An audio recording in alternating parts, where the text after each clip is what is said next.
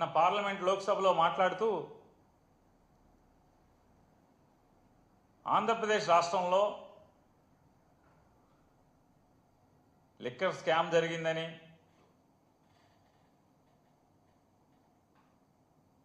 దాంట్లో ఎవరెవరో పేర్లు ఉటంకిస్తూ వాళ్ళ ద్వారా వేల కోట్ల రూపాయలు దేశాలు దాటి వెళ్ళిపోయినాయి అని చెప్పని, అంటే వీటన్నిటికీ విషం చిమ్ముతూ చంద్రబాబు నాయుడు గారి గూట్లో చేరినటువంటి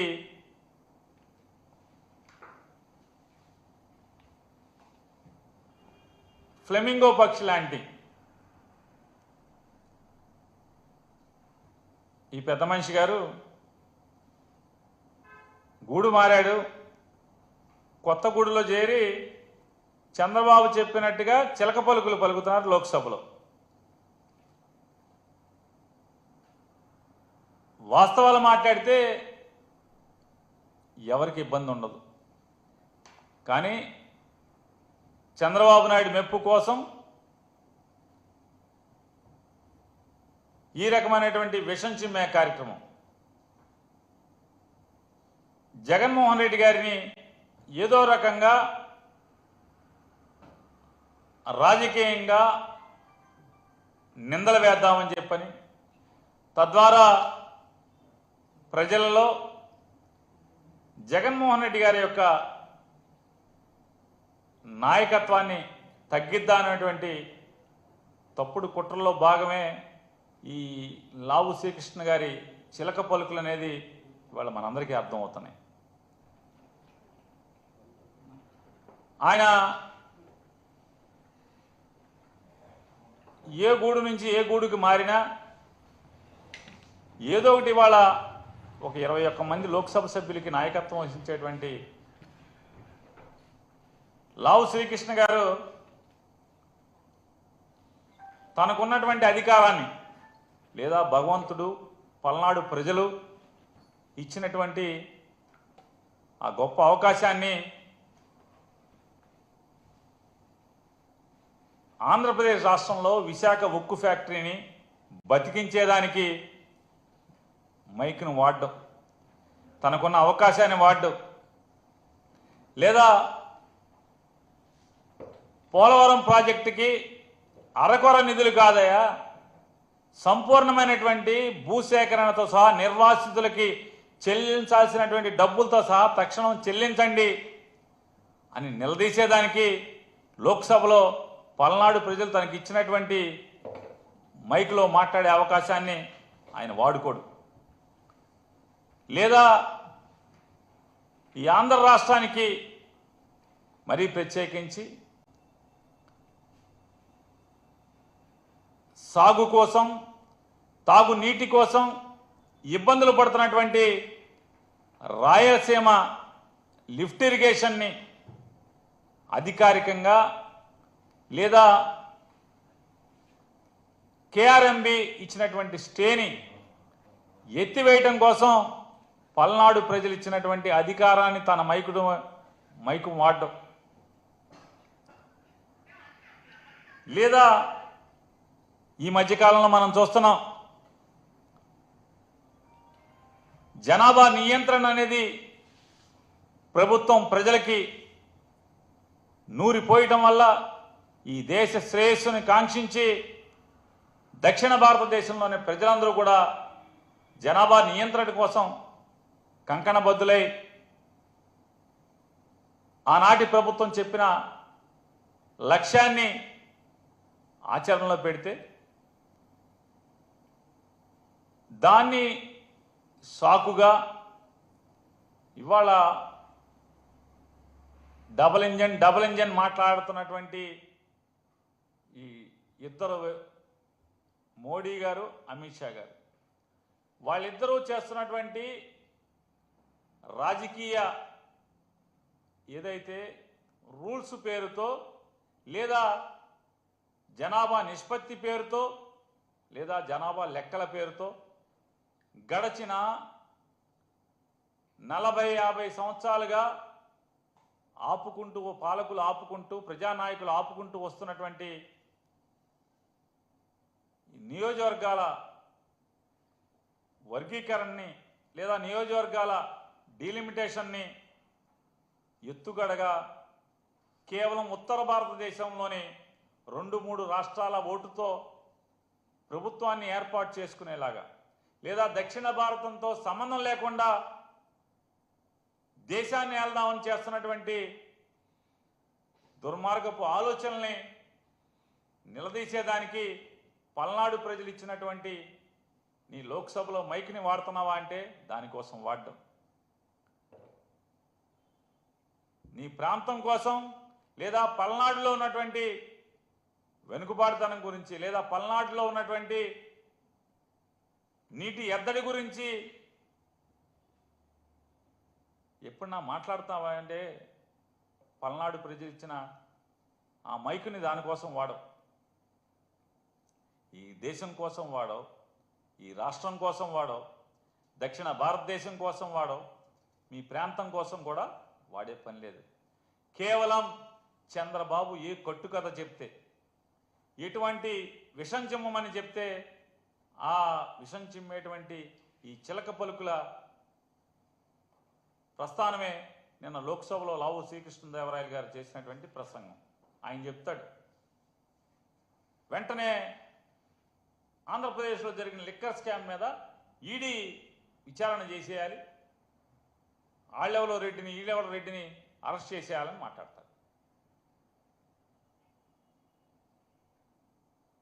నేను ఒక్కటే వారిని అడుగుతున్నాను, ఆంధ్రప్రదేశ్ రాష్ట్రంలో లిక్కర్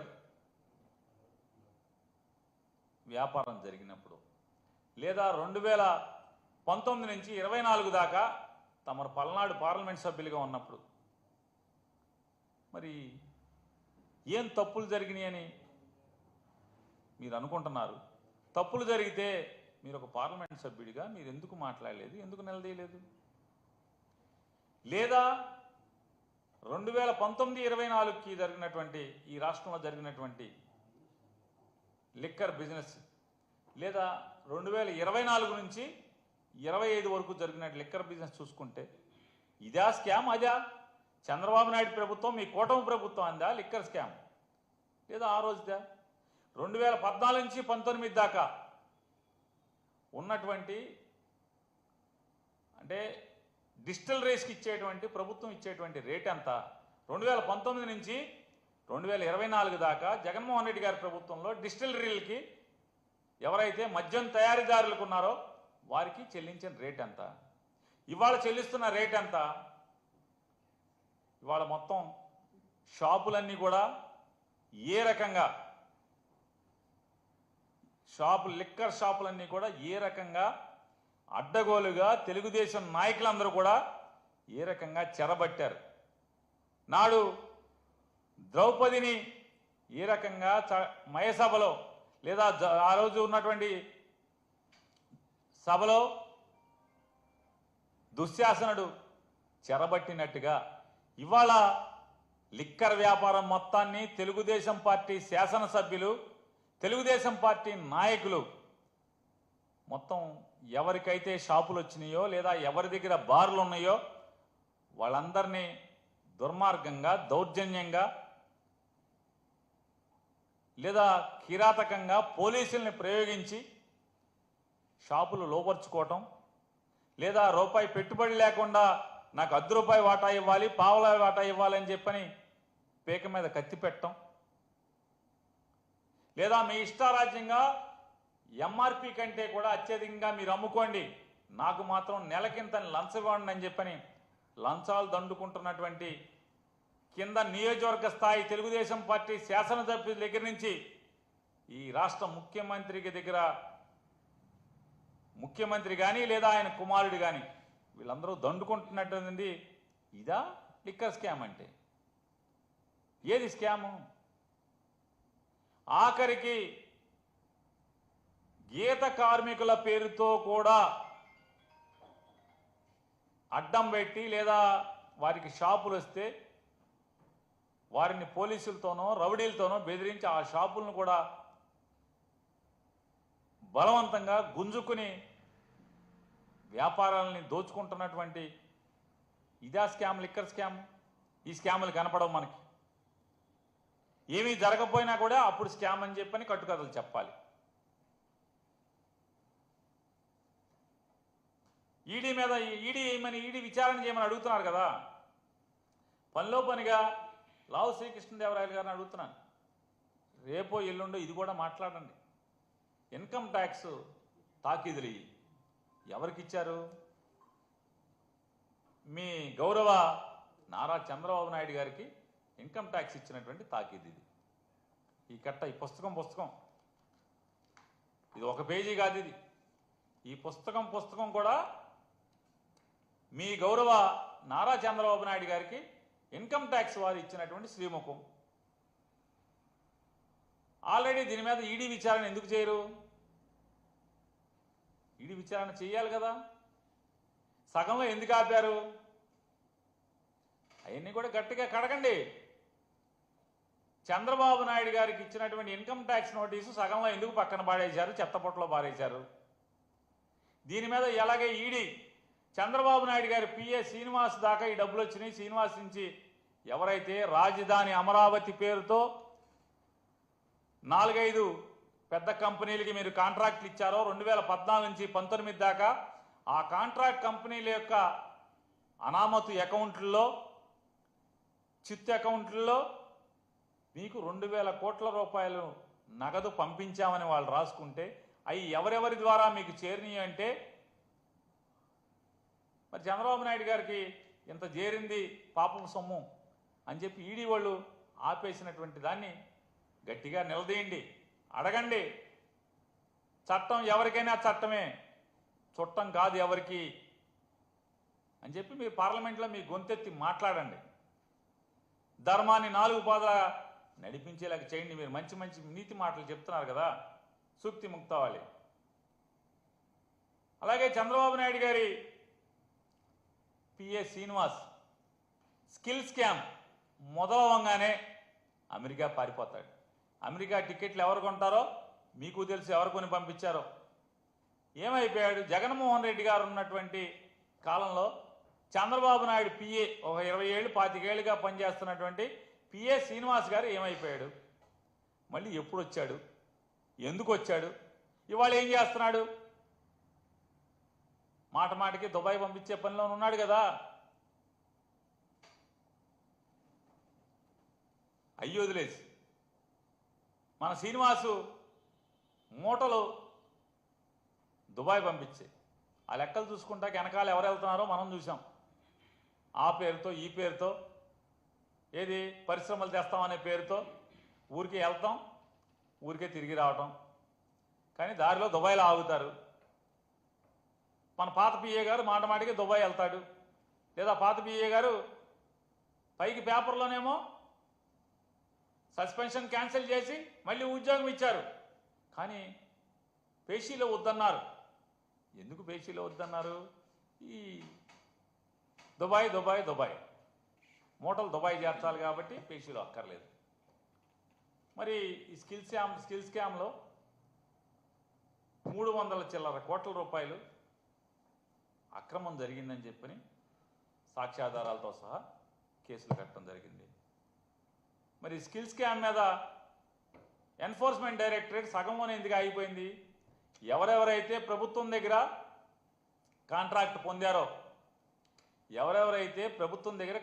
పొందారో, ఆ కాంట్రాక్ట్ పొందినటువంటి ఆ వ్యక్తులు వాళ్ళ దగ్గర మాత్రమే ఈడీ ఎందుకు ఆగిపోయింది?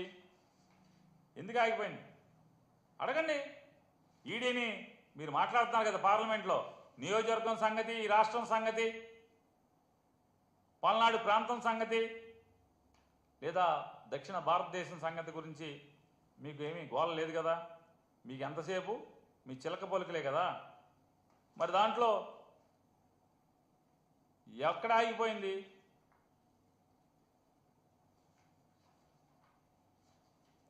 స్కిల్ స్కామ్లో ఎవరెవరైతే పాపాలు చేశారో, ఎవరెవరైతే ఈ రాష్ట్రానికి వెలుపల ఉన్న వాళ్ళు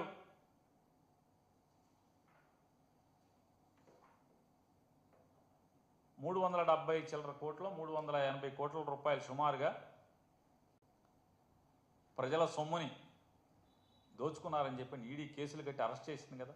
మరి దాంట్లో ఇంకా సగంలో ఎందుకు ఆపారు?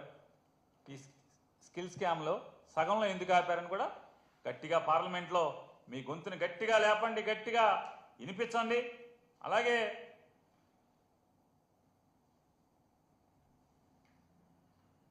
కృష్ణదేవరాయలు గారు ఇవాళ మీరు చాలా పద్ధతిగా మాట్లాడుతున్నట్టుగా చెప్తున్నారు కదా. ఎక్సైజ్ శాఖలో ఎవరైతే ఎండీగా పనిచేసినటువంటి వాసుదేవ్ రెడ్డి గారు ఉన్నారో, వాసుదేవ్ రెడ్డి గారు 3 సార్లు కోర్టులో పిటిషన్ దాఖలు చేశారు.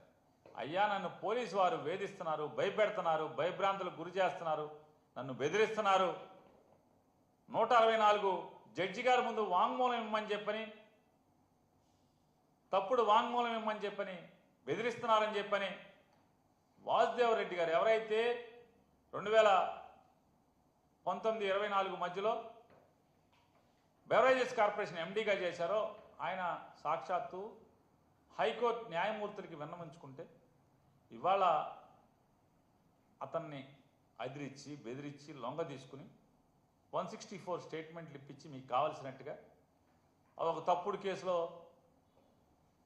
ఏదో రకంగా ఎవరో ఒకరిని అరెస్ట్ చేయాలి వైఎస్ఆర్ కాంగ్రెస్ పార్టీ వాళ్ళని, ఏదో రకంగా జగన్మోహన్ రెడ్డి గారిని అరెస్ట్ చేయాలి. మీ నాయకుడేమో, ఎవరైతే ప్రస్తుతం మీ కొత్త నాయకుడేమో, ఇప్పుడు మీ కొత్త దేవుడు ఉన్నాడు కదా, కొత్త దేవుడు చంద్రబాబు నాయుడు గారు, మీ కొత్త దేవుడు చంద్రబాబు నాయుడు గారేమో ఈ 300 చిల్లర కోట్లు ఎవరికో దోచిపెట్టి ఆయన ముద్దాయిగా అయితే ఇవాళ జరుగుతున్నది జగన్మోహన్ రెడ్డి గారి ప్రభుత్వంలో కంటే కూడా ఈ ప్రభుత్వంలో ఎక్కువ డబ్బులు మీరు డిస్టిలరీకి, అంటే ఎవరైతే మద్యం తయారీ కంపెనీలకు పే చేస్తారు. ఎందుకు పే చేస్తారు? మీకేం కావాలో వాళ్ళు ఇవ్వాలి కాబట్టి. మీ నాయకుడికి, మీ కొత్త దేవుడికి ముడుపులు ఏ రకంగా కావాలో వాటిని పెంచడం కోసమే కదా చేసి వాళ్ళ ఎవరెవరో అమాయకుల పేర్లు చెప్పి ఎవరెవరినో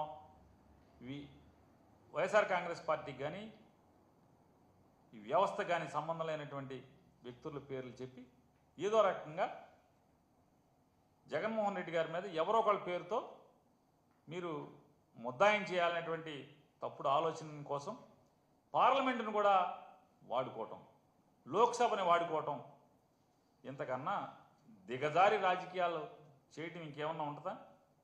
ఇవాళ మీరు స్కిల్ స్కామ్ గురించి మాట్లాడితే బాగుంటుంది పార్లమెంట్లో. అలాగే మీ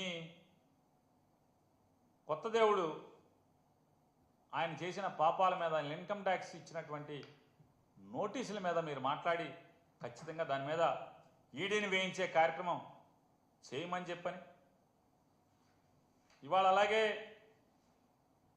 తమరు అంతరాత్మకు కూడా తెలుసు, ఢిల్లీ లిక్కర్ స్కామ్లో తమరు పేరు లేనంత మాత్రాన తమరు డబ్బు ఉందనేది కూడా తమరు అంతరాత్మకు తెలుసు. ఆ డబ్బు ఎవరి ద్వారా దాంట్లో పెట్టామో మన పేరు లేనంత మాత్రాన మనమేం నీతి కబుర్లు చెప్పాల్సినటువంటి పని లేదు. నీతి కబుర్లు చెప్పినా రాజకీయ వ్యవస్థలో ఈ విషయాలు తెలిసిన వాళ్ళందరూ కూడా నవ్వుకుని పోయే పరిస్థితి తప్పితే ఇటువంటి అపహాస్యం పాలయ్యే పరిస్థితుల్లో మీరు మాట్లాడటం వల్ల ఏం ఉపయోగం ఉంటుంది? కేవలం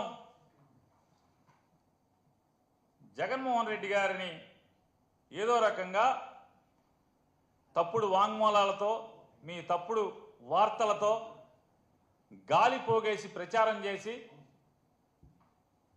టీవీల్లోనో, పేపర్లోనో, లేదా పార్లమెంట్లోనో, అసెంబ్లీలోనో